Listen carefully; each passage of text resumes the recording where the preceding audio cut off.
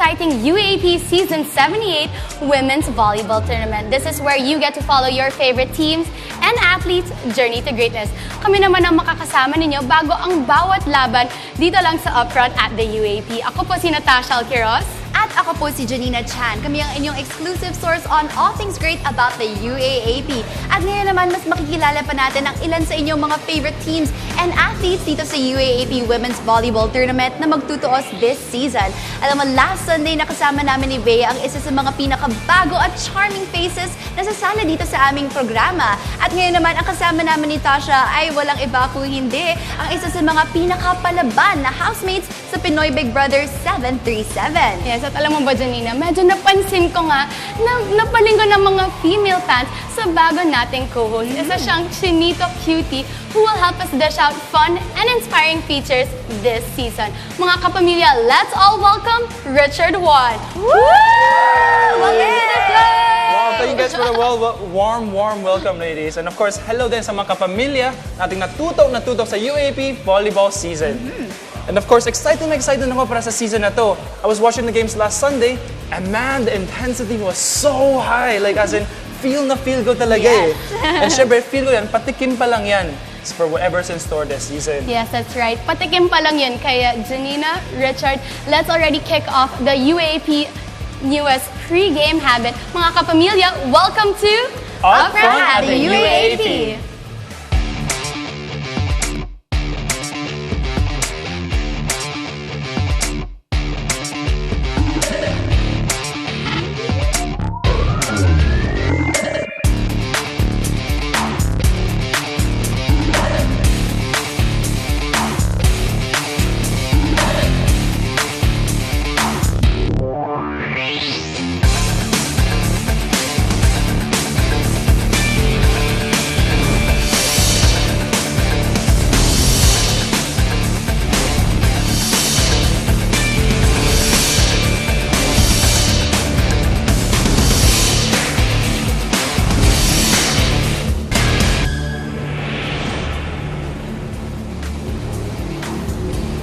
Sa pagbubukas ng UAAP Season 78, nasaksihan na natin kung anong klase ang intensity at ang excitement na ibibigay ng mga volleyball players sa ating mga fans.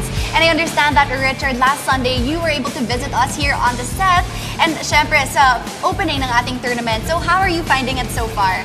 Well, like I said earlier, man, the intensity talaga, like, was so high. Like, the crowd was shouting and screaming at every spike, every dig, lahat. Grabe talaga ng intensity. And of course, I'm sure there are a lot more impressive plays in store this season. And kanina lang din, nanood ko din yung men's volleyball. Yes. And man, ang astig moves yung mga spikes, ang lakas, Ang ang bilis. lalakas Oo, malakas talaga. Mamaya volleyball player na si Richard. Nakakatakot din yung mga spikes, ang lakas talaga, ang bilis. And of course, the game naman earlier between NU Bulldogs and Adamson Falcons, nanalo ng NU 3-0. And of course naman sa laban ng DLSU Spikers and UE Red Warriors, nagwagi din ng DLSU University 3-0 again. Yes, and alam mo, during that DLSU UE game, one of the UE players, Samuel Lalick, actually had a major injury. He dislocated his ankle. But don't worry, sinugod naman siya kaagad sa ospital sa UERM. So let's all pray for his speedy recovery. And in a few minutes dito naman sa Phil Sports Arena, magtutuos ulit ang pinaka-aabangan ninyo mga koponan. Mamayang 2:00, maglalaban ang UST Golden Tigresses at ang Adamson Lady Falcons. That's right. You know what? I really cannot wait for the games later on. Yeah, and sa second game naman, kapamilya, it's at 4 p.m. and we'll have DLSU Lady Spikers against the FEU Lady Tamaraws. Yes, two very exciting matches ahead of us. Pero alam mo, dito sa Upfront at the UAAP, isa sa mga unang-unang in-accomplish namin ay ang pagdadalaw sa ating mga teams para malaman namin kung ano nga ba ang kanilang game plan this season 78. First stop was in España. So alamin natin kung this season, gaano nga ba kabagsik ang ating mga UST Golden Tigresses. Let's watch this.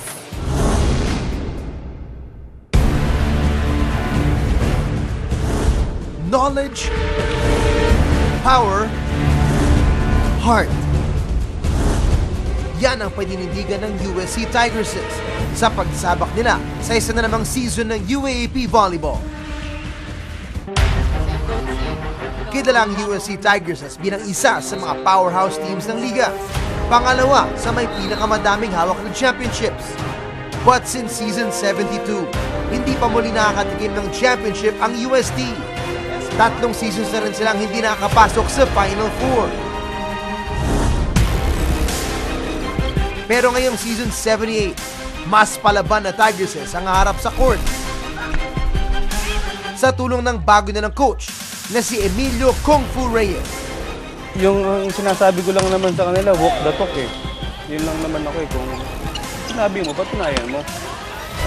Pag sinabi mong gagawin mo, gawin mo. Yun lang naman ako. Hindi pwedeng puro salita ka lang. No drama ang motto ni coach. Hindi rin siya naniniwala sa seniority. Kaya kahit na rookie pa lang noong nakarang season, inakit na agad bilang team captain ang sophomore na si EJ Laure. Naging open-minded lang ako sa possible na mangyari at saka this year naging vocal ako sa mga teammates ko na last year hindi naman. Naglo-look up ako sa way niya ng paglalaro, sa attitude niya towards the game, and sa amin kasi walang seniority inside the court eh. Parang si EJ hindi siya matatakot, sabihan ako na ate medyo parang mali yung ano mo. So for me, I learned from her and I know as well, she learns from me. Isa sa mga hamong hinaharap ng Tigresses, ang kawalan ng senior player na si Pam Lastimosa matapos ma-injure sa practice. Malaking kawalan si Pam.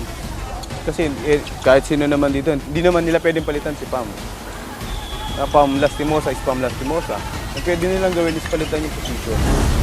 Pero laging sinasabi ni Coach Kung Fu, no pain, no gain. Determinado ngayon ang Tigresses na muling ibalik ang kanilang bangis ng UST pagdating sa volleyball. Kasi maraming sa amin sinasabi si Coach Kung Fu na parang know your worth, na nasaktan ka na before, bakit ka pa natatakot na masaktan ngayon kung kaya mo namang itama lahat. Everybody is a threat. Hindi ka pwedeng mag-relax kasi pare-parehas kayo nag-i-enjoy. Pare-parehas kayo may experience sa paglalaro. Ngayon, kung sino yung drive, gusto yung will to win, naniniwala ako na makakapasok kami ng finals. Kasi naniniwala ako sa kakayahan ng mga player namin.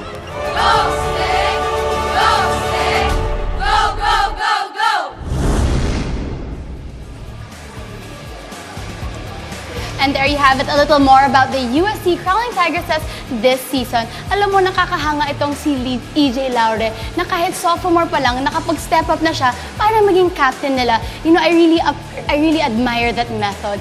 Yung walang seniority. Yes. Kasi pati naman sa football and any other sport, kahit rookie ka or younger ka, siguro sa labas ng tournament, sa labas ng game, malaki yung respeto mo. Pero dapat sa game, pantay-pantay lang kayong lahat kasi teammates naman kayo sa team. You are working as a team, exactly. And ang galing nga naman, no, just last season, co-rookie lang si EJ. And now, she's team captain. That is very commendable. And one big shift is, of course, their coach na pangalan pa lang intense na, Coach Kung Fu. And so we were all really curious, bakit kaya Kung Fu? At nalaman namin kasi pala, Kung Fu matay. Ang lakas-lakas na, napaka-astig. Kung Fu matay. Kung Fu matay, ganun pala yun. But he seems like someone very intense, as in he's like no nonsense, I na know. very strict na coach. Parang, Sa video pa lang parang intense. Oo, that's right. At isa pang aabangan ng ating mga kapamilya ay ang ating mga Twitter questions, ang ating fun and challenging Twitter questions. All you have to do is follow us at Upfront at the UAP para malaman na namin ang inyong mga sagot at mga opinion. ito naman ang ating question of the day. Sino ang inaabangan mong astig na female player ng UAAP Volleyball Tournament sa Season 78? That's right. We really want to know your answers, but don't forget to use our hashtag Upfront at UAAPS78. And yes, do follow our official Twitter and Instagram pages. That is Upfront at UAAP. Yes, and when we return, malalaman na natin kung paano naghanda ang Adamson Lady Falcons at ang FEU Lady Tamaraws. Upfront at the UAP, we'll be right back.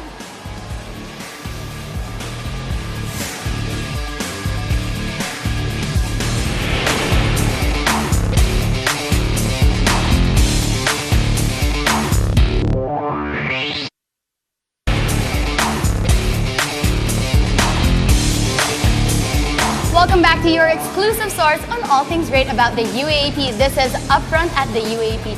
Tweet lang ng tweet mga kapamilya para sagutin ninyo ang aming Twitter question of the day.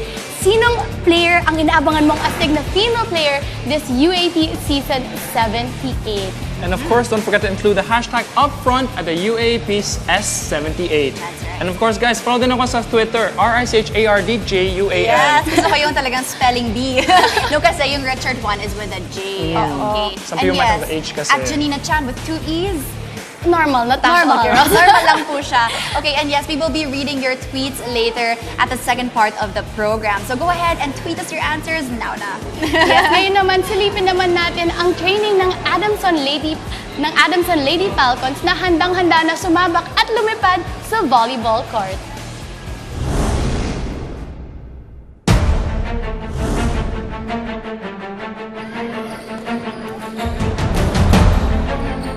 Height at experience. Ang dalawang ito ang advantage ng Adamson Lady Falcons this season, ayon kay Coach Sherwin Meneses. Yung team namin ngayon, ibang-iba sa last year. Mas pinalaki namin yung lineup namin ngayon.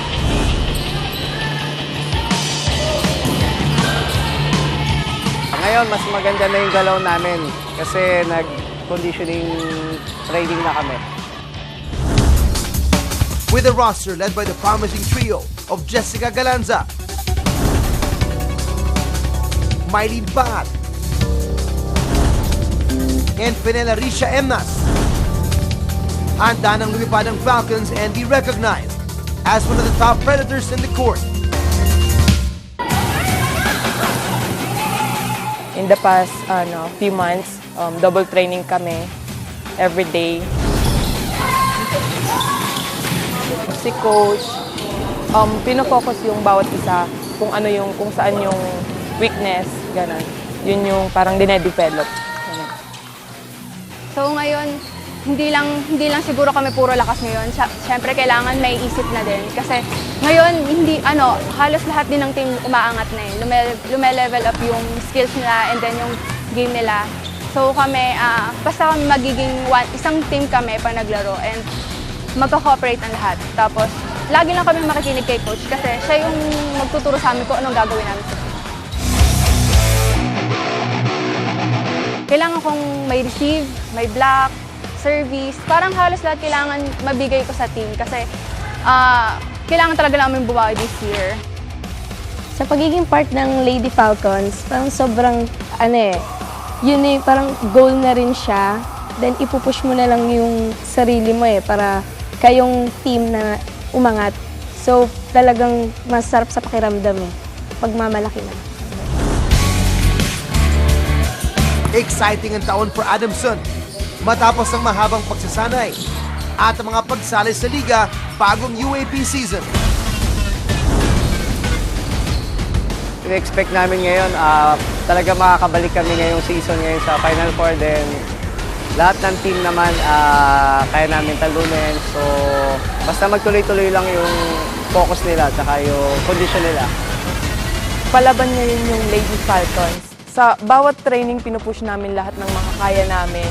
And then, para gusto namin, gutom na gutom kami makabalik ulit sa Final Four. We are the Adamson Lady Spikers!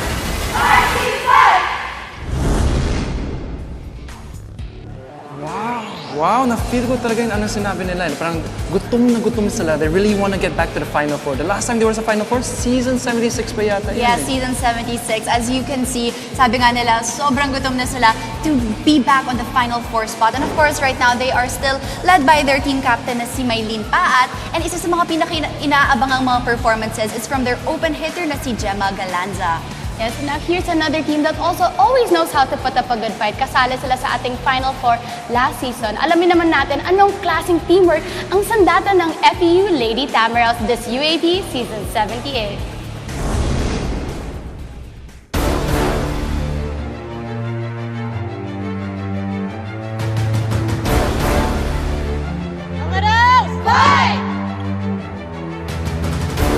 Ang winningest team sa UAAP Women's Volleyball with 29 titles. Sila ang FEU Lady Tamaraws. Pero matagal-tagal na rin hindi nakakatikim ng kampiyonato ang kupunan mula Moraita. Last season, pumasok sa Final Four ng FEU. Pero nabigo silang umabante matapos silang padapain ng NU Lady Bulldogs sa stepladder semis. Kaya naman ngayong season, mas determinado na mga taga-Moraita na ma-improve ang kanilang 4th place finish. We're okay naman lahat.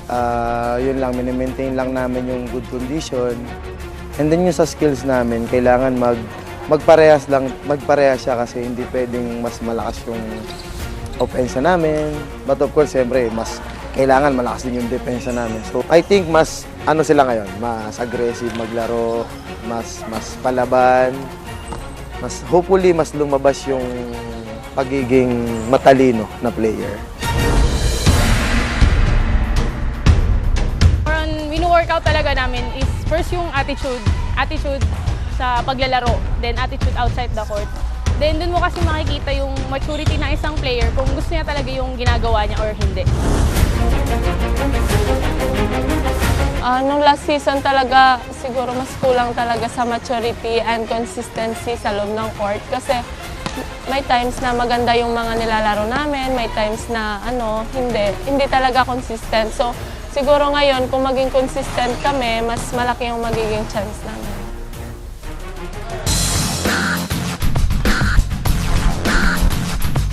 Yung lineup namin ngayon, okay naman, even though na nabawasan yung team namin, yung lineup namin last year.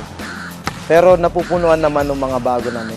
And then yung mga inaasahan natin mga players yan, sina Pons, sina Palma, and then si Basas and Ginoo. Of course, yung pinaka namin, magandang dumating sa amin is yung pagbabalik ni Giselle C. Kailangan talaga, kung nag-hard work kami ngayon, mas doble, triple. Kailangan naming hard work. Tsaka yung dedication namin sa gusto naming gawin, sa goal namin. Yes, syempre goal namin lahat ng team na mag-champion, makuha namin yung 30th championship ng FEU. Para sa FEU, teamwork at never say die attitude ang magdadala sa kanila ngayong season, kung saan makikita ang galing at tapang ng isang Tamaraw. Ngayong season, the FEU Lady Tamaraws will lead the charge. Let's go, Tamaraws! Let's go! Let's go, Tamaraws! Fire! And there you have it, a little more of what to expect from the FEU Lady Tamaraws. Alam mo, ang ganda talaga ng saying nila. It's all about teamwork and of course, having the right attitude on and off the court. Kaya no wonder they are the winningest team with 29 titles to date. Yes, very impressive. And I'm sure they would want to make that a big 3-0. 30 titles this season, 78. Pero aabangan natin kung kaya nga nila yan. At isa din sa mga pinaka-inaabangang performances is from their setter na, si Giselle C. So tignan natin kung paano titindig at susulok ang ating FEU Lady Tamaraws. So mamaya naman, sneak peek naman natin kung preparations of De La Salle University Lady Spikers. Upfront at the UAAP will return.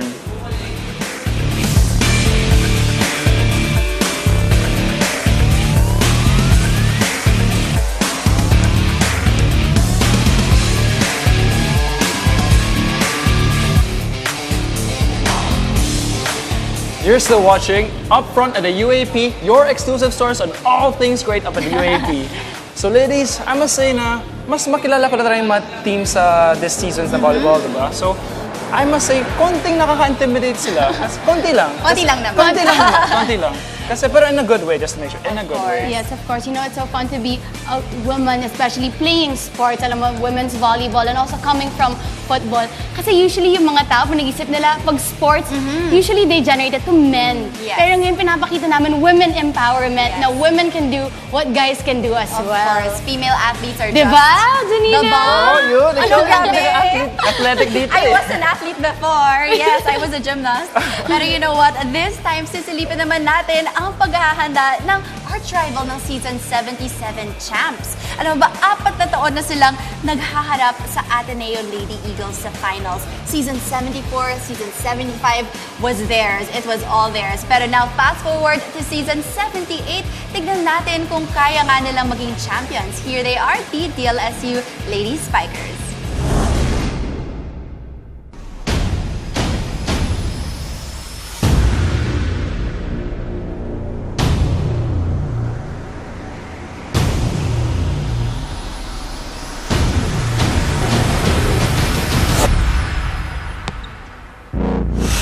Eye on the target and teamwork ang magdadala sa DLSU Lady Spikers pabalik ng finals this season.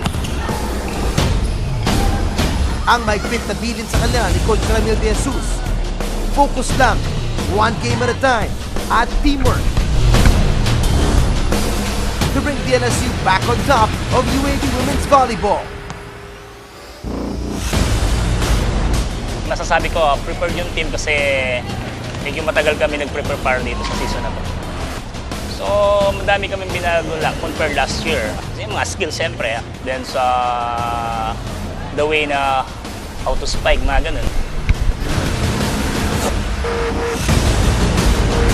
Para sa kanila, para sa Robin Hood. Yun yung team sa kanila. Asintado talaga.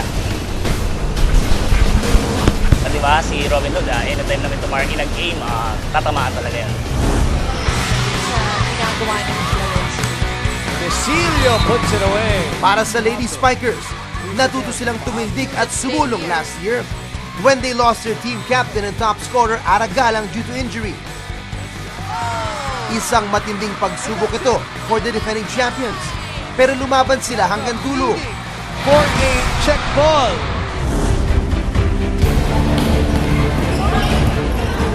Now, the Lady Spikers are armed and ready to nail its target.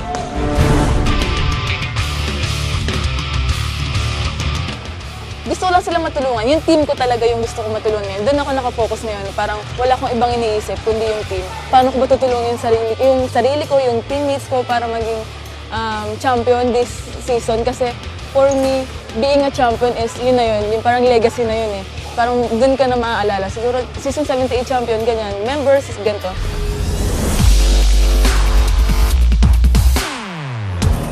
As a senior, kino-consider ko yung teamwork, yung greatness, yung teamwork siguro ng isang team na magtrabaho sila as a team, gumalaw sila as a team. Sa akin naman, i-improve ko lahat ng skills and yung lahat ng pwede kong i-improve pa lahat sa sarili ko kasi hindi lang pwede na isang skill lang na for blocking lang, for attacking lang. Lahat in-improve ko kasi sabi ko, ang taas ng level ng volleyball ngayon eh.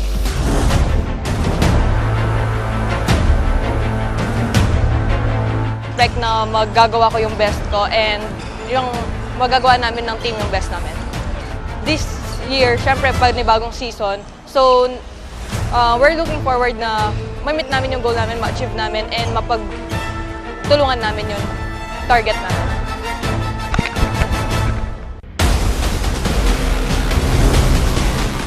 Asintado ng Lady Spikers, ready to face any opponent with precision and fight harder than ever.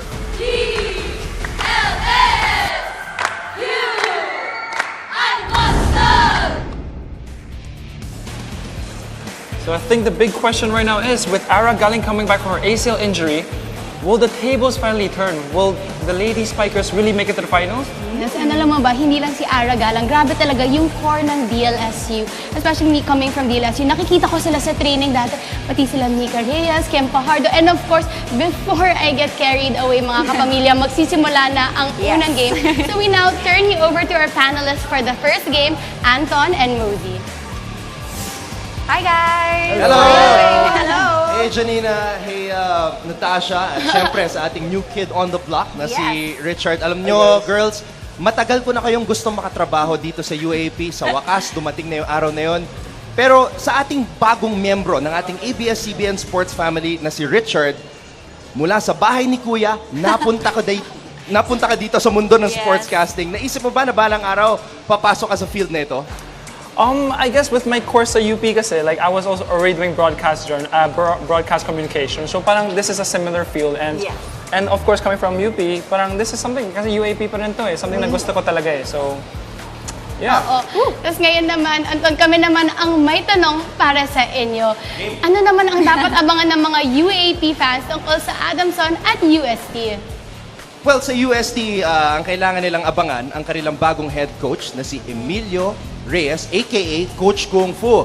Narinig ko ang kwento nyo kanina at nakausap ko rin si Coach Kung Fu. Iba ang storya na binigay niya sa akin. Pero ang kwentong yon, abangan na lang natin mamaya. There's gonna be a new segment for that. Sa Adamson side naman, syempre, alam naman natin na nawala na si Amanda Villanueva, Faye Guevara, at ang kanilang team captain 2 seasons ago na si Lenlen Cortel. So, sino ang mag-step up in the absence of those graduating players? At balita ko, sabi ni Coach Sherwin Meneses, mga sophomores daw ang mag-step up para sa kanyang kupunan. So, abangan natin yan. Yes, Ang dami ng mga sophomores na nagsi-step up. Exactly. So thank you once again, Anton and Mozzie. We will see you guys in a bit during the games. And alam mo ba, naririnig ko na ang hiyawan ng mga UST and Adamson fans dahil malapit na ngang magsimula ang ating Game 1 for today. Pero before we wrap up with the show, mga kapamilya, let me take this time and this chance to send our deepest condolences to the family of the late Rogie Maglinas. He just passed away last night or yesterday, and we really send all our prayers, our deepest condolences to him. He is actually part of the UP men's football team as well, a really, really great player. Yes, he was under Coach Anto. Rogie fought cancer last year, but he passed away yesterday. Para sa mga gusto pong makiramay, you may visit Rogie's wake at Immaculate Heart of Mary Parish. Of course, the UAP family is praying for Rogie and all of his loved ones. And I hope, this will be a chance for the UP men's football team para magamit din ito as motivation this season. Yes, Rogie will definitely be an inspiration to all of us, especially to all his fellow UAAP players. We will be praying for you and your family, Rogie. We got you right here at Upfront at the UAAP. And of course, sa lahat ng mga kapamilya namin, magbabalik pa po ang Upfront at the UAAP later before Game 2 begins. And don't forget to keep sending us in your tweets at babasahin namin yan lahat mamaya later at the second part of the program. Ako po si Janina Chan. Ako po si Richard Juan. At ako po si Natasha Alquiros. Kita-kita ulit tayo mamaya bago magsimula ang Game 2. This has been Upfront at the UAAP.